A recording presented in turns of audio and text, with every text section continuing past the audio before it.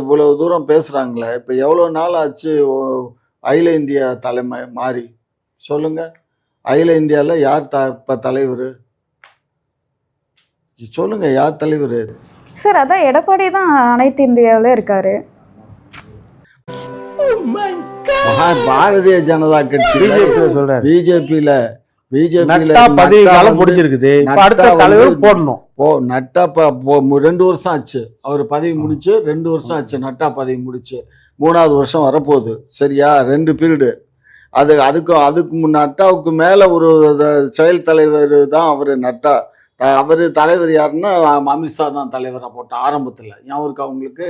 நட்டா தான் தலைவர். நட்டா தலைவரா போடும்போது அப்ப என்ன பண்ணாங்க? அந்த நான் என்ன சொல்றேன், தலைவராது போடுறாங்க. இப்போ காங்கிரஸ் எடுத்துக்கோங்க, யார் தலைவர்?